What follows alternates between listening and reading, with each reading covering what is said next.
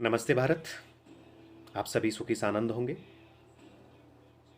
पिछले कई दिनों से हम एक दूसरे के बीच अपने विचारों को साझा कर रहे हैं। आज फिर हम एक दूसरे के बीच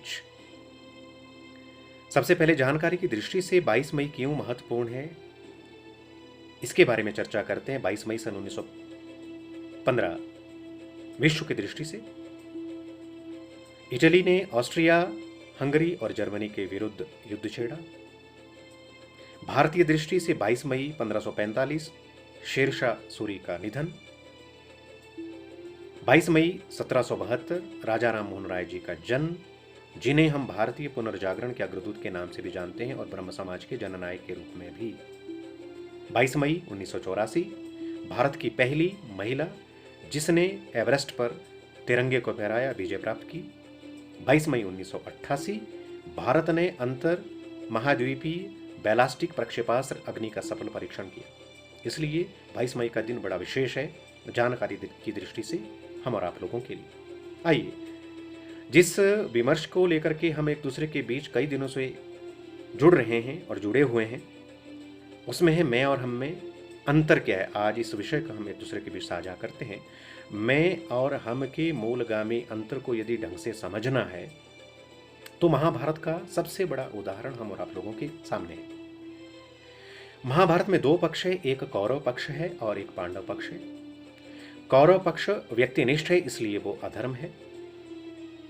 पांडव पक्ष समष्टिनिष्ठ है, इसलिए वो धर्म है। क्योंकि महाभारत का युद्ध अधर्म और धर्म के बीच लड़ा गया।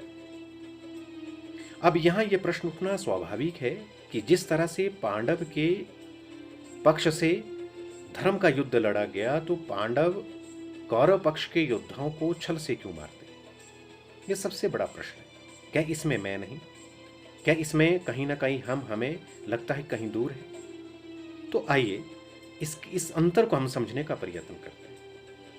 यदि सेनापति भीष्म पितामह को युद्ध से बाहर रखा जाता है तो उसमें सबसे बड़ा आधार है शिखंडी का युद्ध में भीष्म के सामने आना। आचार्य द्रोण को यदि युद्ध से परास्त करना है तो वहां सबसे बड़ा आधार है धर्मराज युधिष्ठिर का असत्य कहना। यदि कर्ण को युद्ध में पराजित करना है तो कर्ण के युद्ध में पराजय का सबसे बड़ा कारण है कि रथ के पहिए को ठीक करने का अवसर न देना। दुर्योधन को युद्ध में पराजय का सामना देखना पड़ा तो उसका मूल कारण है उसकी कमर के नीचे भीम के माध्यम से गदा का प्रहार करना।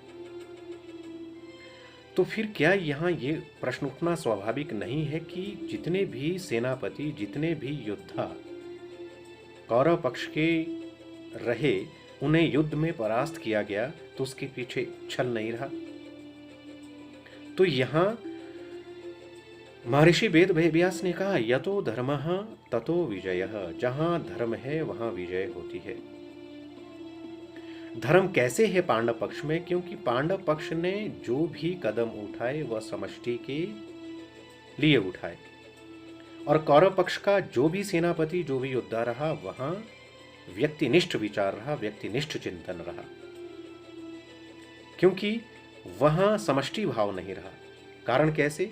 भीष्म को अपनी प्रतिज्ञा प्यारी, आचार्य द्रोण को पुत्रमोह और दुर्योधन को केवल राज। इसलिए मैं और हम का अंतर सबसे बड़ा महाभारत में यही है। जब हमारा चिंतन, जब हमारा विचार व्यक्तिनिष्ठ हो जाता है तो वो अधर्म होता है, और जब हमारा विचार समष्टिनिष्ठ होता है तो वो धर्म होता है। इसलिए यही मूलगामी अंतर हमें समझना चाहिए। और आज इस विषाक्त भरे वातावरण में जिस प्रकार से हमारे अनेक प्रकार के विचार एक दूसरे राष्ट्र से टकरा रहे हैं, उस टकराहट के पीछे कहीं ना कहीं हमें धर्म और अधर्म के विश्लेषण को रखना बहुत ज़रूरी है। हमारा देश धर्म का पुजारी रहा है और इस देश ने धर्म के माध्यम से विश्व को शिक्षा जरूर दी है, और हमारी विजय अवश्य होगी। जय हिंद।